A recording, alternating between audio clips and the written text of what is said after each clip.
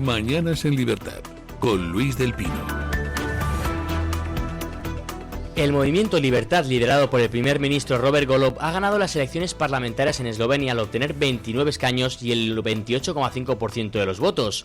No obstante, el Partido Democrático de Eslovenia, conocido como SDS, homólogo de Vox en el país, encabezado por el conservador Janez Janša, también cuenta con 29 escaños y podría intentar formar gobierno mediante una alianza con otras fuerzas afines. Los 9 diputados de la coalición de derecha liderada por Nueva Eslovenia y los 6 de Democracia, escisión de centro-derecha del SDS, dirigida por Ansel Ogar, antiguo protegido de Janša. En conjunto, estos bloques suman 44 de los 90 escaños del Parlamento, por lo que necesitarían el respaldo, ya sea activo o tácito, de la gran sorpresa de la jornada electoral, Verdad, un nuevo movimiento que irrumpe en la Cámara con 5 diputados. Por su parte, el centro de la actual coalición, el Partido Socialdemócrata, pierde un escaño y se queda con 6, mientras que la formación de izquierda lévica mantiene los 5 representantes que obtuvo hace 4 años. Bueno, en conjunto en Eslovenia ayer, elecciones generales, la izquierda pierde 13 diputados y en estos momentos pues es el homólogo de Vox el que podría formar gobierno sumando al resto de partidos que hay en la derecha. Es un parlamento un tanto fragmentado, hay 8 o 9 partidos en el parlamento, pero vamos, que la izquierda ha perdido su mayoría. Lo cual se une a lo que decíamos de Alemania. Alemania se derechiza, Eslovenia también.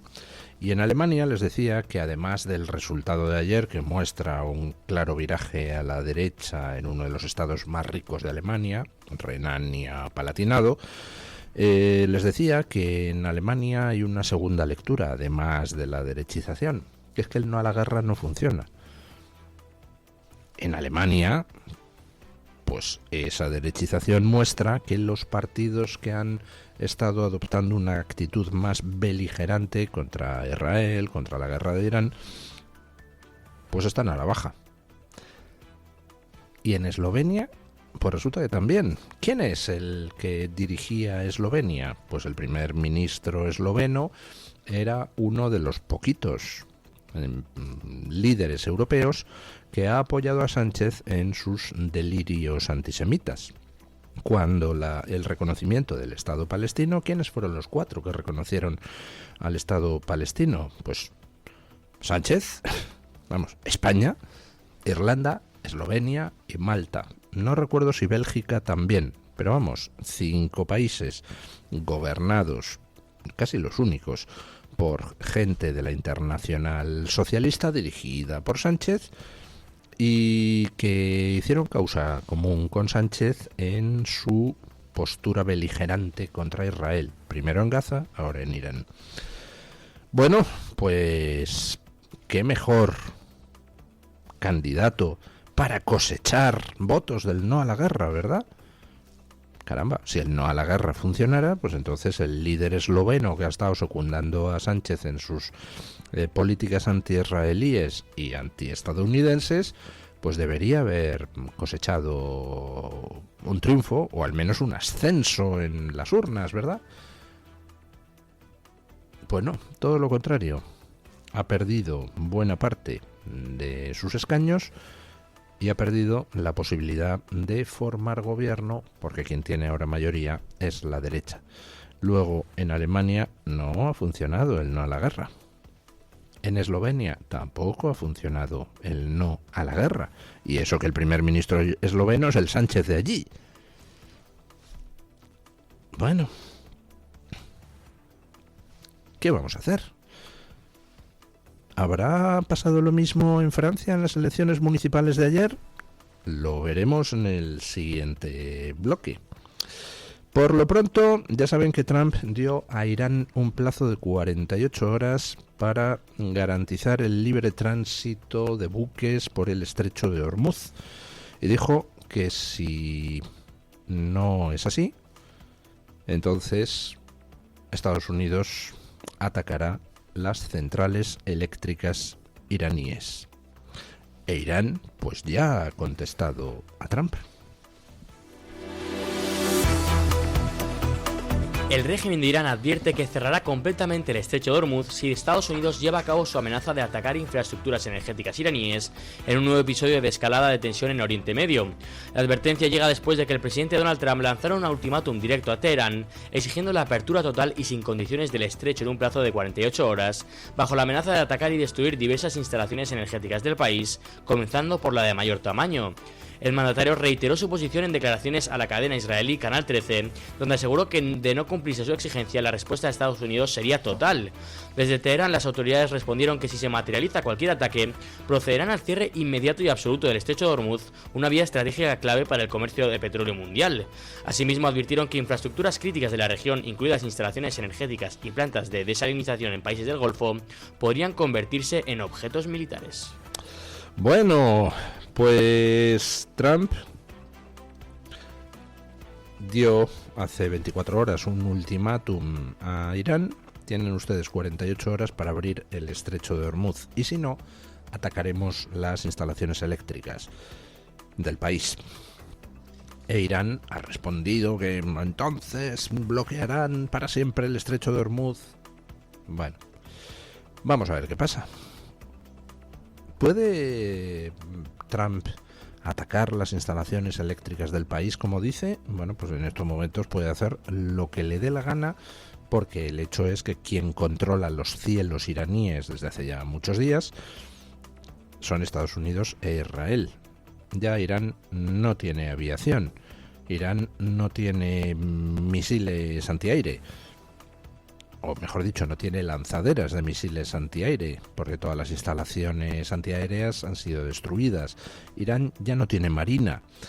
Se le ha destruido el principal puerto que había en el Mar Caspio, en el norte, para evitar el tránsito de mercancías, aprovisionamientos, municiones desde Rusia por vía marítima.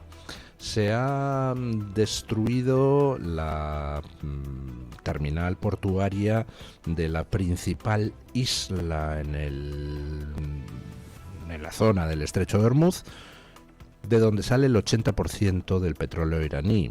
Se han destruido toda una serie de otras instalaciones portuarias de Irán en la zona, desde las que se lanzaban buques de ataque con drones a barcos mercantes. En estos momentos Estados Unidos e Israel lo controlan todo, por tanto Estados Unidos podría perfectamente destruir todas las centrales eléctricas del país sin ningún tipo de problema, tal como ha dicho Trump que va a hacer si Irán no atiende al ultimátum. Ahora, lo que no quiere Estados Unidos, ni tampoco Israel, es hacer una destrucción en Irán que luego requiera de demasiado esfuerzo de reconstrucción. Si tú coges y envías bombarderos B-52 para dejar como un solar las plantas eléctricas iraníes, pues efectivamente acabas con el suministro eléctrico del país, dejas al país completamente a oscuras. Pero a cambio, pues se tardaría muchísimos meses o años en poder reconstruir toda esa infraestructura eléctrica, con lo cual pues puedes hacerlo, cae el régimen y luego pues a gastar muchísimo más dinero en la reconstrucción y encima a alargar la interinidad con el consiguiente riesgo de caos en el país. ¿Qué puede hacer entonces Estados Unidos? ¿A qué se refiere Trump cuando dice que va a atacar las centrales eléctricas si no quiere causar demasiada destrucción irreversible en el país? Pues bueno, parece ser, eso es lo que dicen algunos analistas militares, que lo que el gobierno americano estaría barajando es la utilización de bombas de grafito, que son unas bombas que ya están desde principios de la década de 1990 entre nosotros, que ya fueron utilizadas en la antigua Yugoslavia, creo, en algún bombardeo contra centrales eléctricas serbias, y que, por supuesto, la aviación estadounidense dispone de este tipo de bombas en abundancia. Creo que el año pasado China desarrolló su propia bomba de grafito, en imitación de la que Estados Unidos tiene hace 30 años.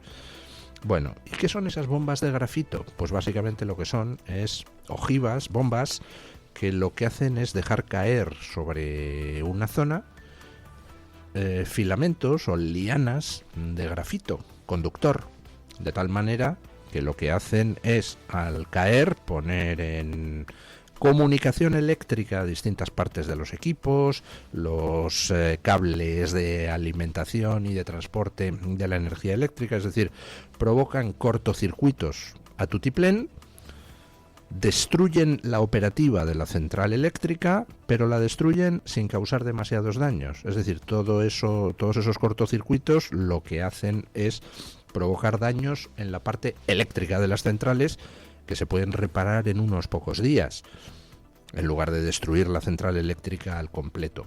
Pero el resultado es el mismo. Dejas a oscuras el país. Yo creo que van por ahí los tiros, según dicen algunos analistas militares.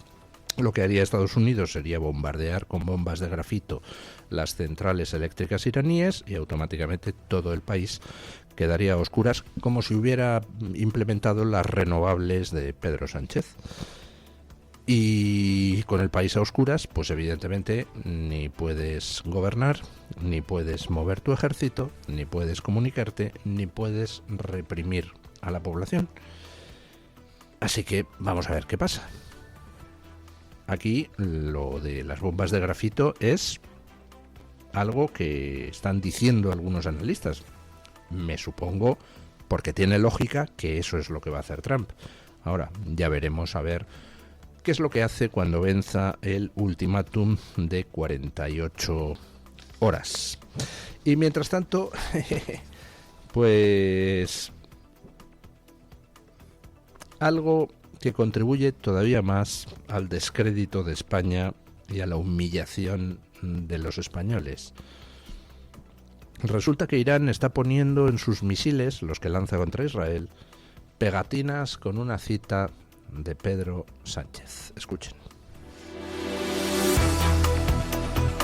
En un gesto de fuerte carga propagandística que ha dado la vuelta al mundo en las últimas horas, el Cuerpo de Guardias Revolucionarios Islámicos de Irán ha colocado pegatinas con la imagen del presidente del gobierno español Pedro Sánchez en varios de sus misiles balísticos. Las imágenes difundidas por medios semioficiales iraníes como Tasnim News Agency muestran claramente la fotografía de Sánchez acompañada de una cita atribuida a sus recientes declaraciones críticas sobre la guerra en curso entre Estados Unidos, Israel e Irán. La inscripción traducida al inglés afirma: por supuesto, esta guerra no es solo ilegal, sino también inhumana. Gracias, primer ministro. El mensaje reconoce de forma directa expresiones utilizadas por Sánchez en las últimas semanas, en las que ha calificado el conflicto de ilegal, inhumano, injustificable y peligroso, además de rechazar el uso de bases militares españolas por parte de Estados Unidos para operaciones contra Teherán. Desde la perspectiva iraní, estas declaraciones son interpretadas como un respaldo implícito y utilizadas como herramienta propagandística para proyectar la idea de que incluso líderes europeos reconocen la injusticia de la ofensiva contra el país. Ya lo que nos faltaba, que los iraníes pongan en sus misiles pegatinas con la cara de Sánchez y una frase de Sánchez: esta guerra no es solo ilegal, sino además inhumana. Se me ocurren pocas formas de humillarnos más, y se me ocurren pocas formas de dañar aún más la imagen internacional de España. Pedro Sánchez, elogiado por los ayatolás y elegido como cita, pues en lugar, igual que las pones en las galletitas chinas, pues ahí en los misiles que lanzan contra Israel. O sea, los misiles que matan judíos, y no solo judíos, también palestinos, porque algunos de los misiles que ha lanzado Irán están matando a palestinos. Pues todo eso con la carita de Sánchez. Está muy bien, ¿no? ¿Qué quieren que les diga? Pues, ya. Se le puede poner como medalla el amigo Sánchez. Ya hay legisladores republicanos en Estados Unidos diciendo que Estados Unidos debería pensar en llevarse las bases de Rota y de Morón a Marruecos. Supongo que no va a ayudar mucho esto de las pegatinas en los misiles con la cara de Sánchez. Bueno, este fin de semana se ha celebrado la CEPAC, que es la mayor conferencia de partidos y de políticos conservadores del mundo. El anfitrión era Orbán, el primer ministro húngaro, que tiene elecciones el 12 de abril. Y los encargados de cerrar la CEPAC fueron Abascal y luego Milei. Y antes que ellos intervino Orbán, y Orbán dijo algo curioso sobre Abascal. Escuchen. El primer ministro de Hungría, Viktor Orbán, elogió públicamente al líder de Vox, Santiago Abascal, durante su intervención en la CEPAC 2026 celebrada en Budapest, donde destacó su papel en la construcción de una alternativa política en Europa frente al consenso globalista. Durante su discurso, Orbán situó a Abascal como una figura clave dentro del bloque de fuerzas patriotas que continúa ganando influencia en las instituciones europeas. Es mi jefe y no se puede desear un líder mejor, afirmó el mandatario húngaro ante los asistentes, en alusión al liderazgo de Abascal al Frente de Patriotas por Europa, el grupo político al que pertenece Vox en el Parlamento Europeo. ¿Se imaginan ustedes a Merz, por ejemplo, diciendo de Feijóo, es mi jefe? No, ¿verdad? ¿Por qué? Porque no lo es. Abascal sí es el jefe de Orbán. Es una manera de hablar. Obviamente Orbán es primer ministro, Abascal todavía no lo es, pero el hecho es que en el grupo Patriotas de Europa el presidente es Abascal, no es Orbán. Tampoco lo es Meloni.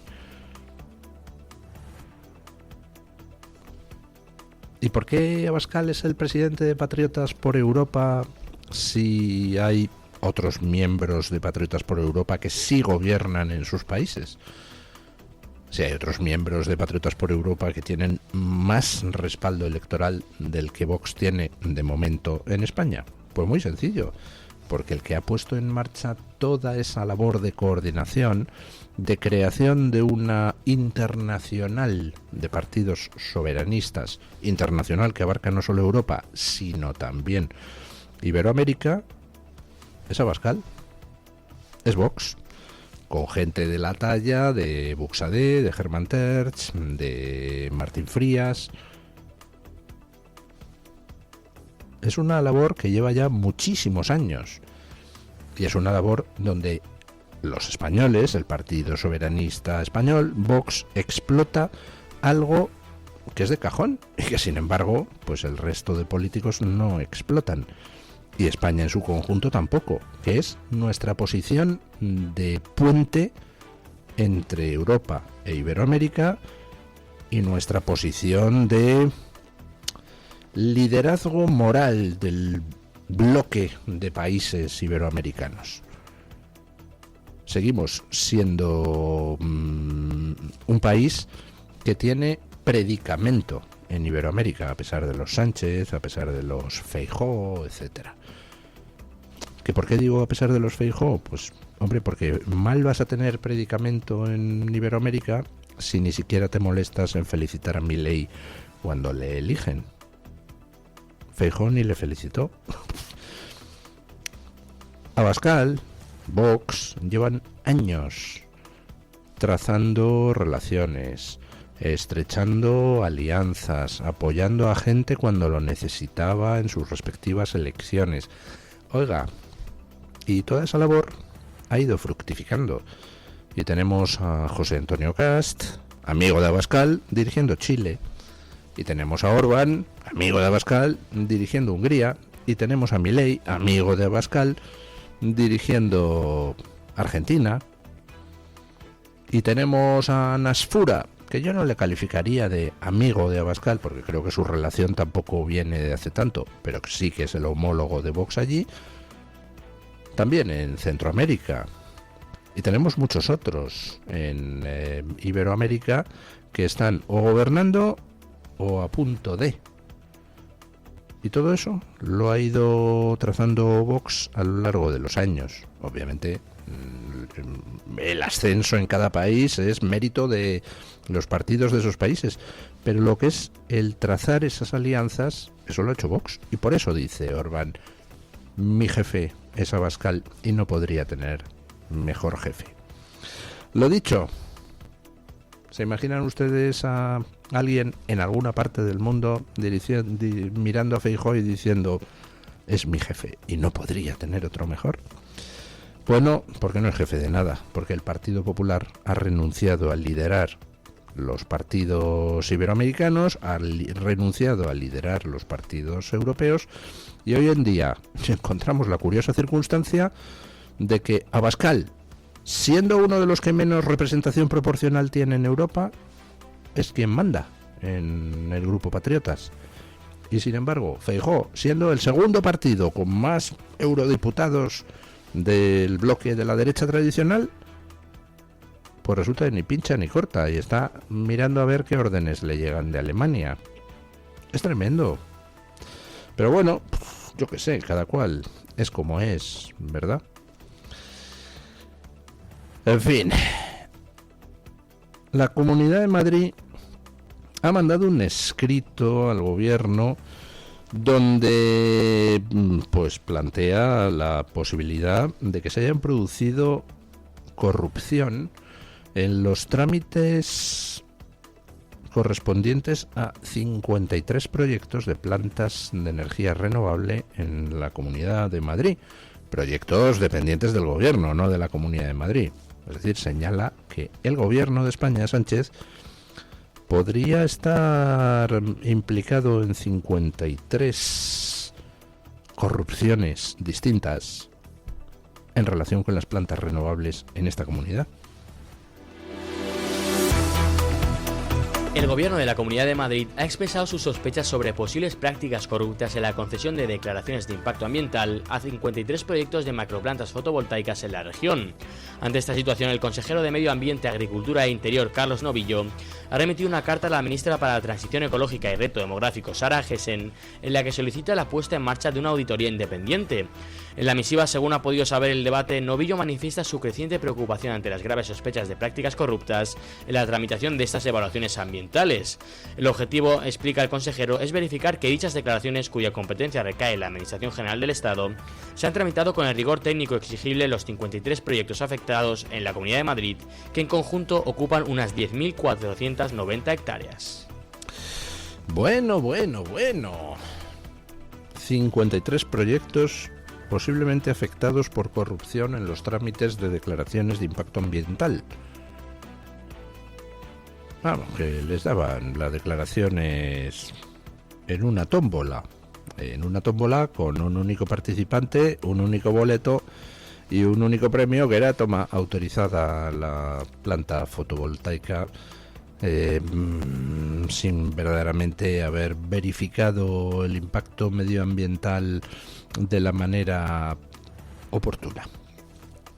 Estamos viendo cómo también ha habido corrupción en los proyectos medioambientales en Aragón, los de Forestalia. Estamos viendo cómo están bajo la lupa los macroproyectos arrancaolivos de la Andalucía de Juanma Moreno. Por cierto, que allí la que está implicada, ya saben que en Aragón es Forestalia, donde están todas las ramas del socialismo aragonés. Pero en Andalucía la que está implicada es una empresa de cuyo consejo de administración forma parte, si no me traiciona la memoria, una ex consellera gallega de Feijóo. Vamos, que aquí con lo de las renovables básicamente es: el pobre planeta sufre, tenemos que hacer algo, y el algo es siempre poner el cazo, con lo cual el planeta, por supuesto, deja de sufrir. Bueno, pues es lo que hay y así se lo hemos contado. Vamos con don Paco Carrera, periodista de La Gaceta, para que nos cuente qué traen hoy los compañeros de La Gaceta en portada. Buenos días, don Paco. Sí, ¿qué tal? Saludos y muy buenos días a los oyentes de Mañanas en Libertad. Vamos a repasar algunos de los temas que ya configuran nuestra portada a esta hora en Gaceta.es, empezando por la cobertura de la cumbre de la CIPAC, que durante este fin de semana hemos venido pues ofreciéndoles en nuestro periódico. Nuestros compañeros Unai Cano y Rebeca Crespo, enviados especiales hasta Budapest, han podido ofrecerles buena parte de las informaciones que han tenido lugar en esa cumbre, no se las pierdan. Pero además de ellas, vamos a contarles otras noticias que forman parte ya también de nuestro periódico, entre otras esta: la audiencia de Almería juzga a un joven por presuntos abusos sexuales reiterados a sus primas menores desde que éstas tenían 8 y 12 años. Además, en el apartado económico, cambio en el modelo de transporte de viajeros. Se dispara el número de vehículos VTC frente a una reducción sostenida de las licencias de taxi en España. Un análisis que ya puede leer también en gaceta.es. Fuera de nuestro país, les contamos que un inmigrante al que se le concedió asilo en Reino Unido, argumentando estar perseguido por homosexual, tiene esposa e hijos secretos en Camerún. También esta noticia la pueden leer en nuestro periódico. Además, por supuesto, de las columnas de opinión, hoy les vamos a recomendar las columnas, los análisis de Carlos Esteban, de Iván Vélez y de Jesús Lainz. Es todo. Más noticias, como siempre, durante todo el día. Vamos a ir actualizando en gaceta.es. Solo nos queda añadir que les deseamos un feliz lunes. Un saludo desde la redacción de la Gaceta. Gracias, don Francisco. Pausa publicitaria muy breve y vamos a las noticias de las 8.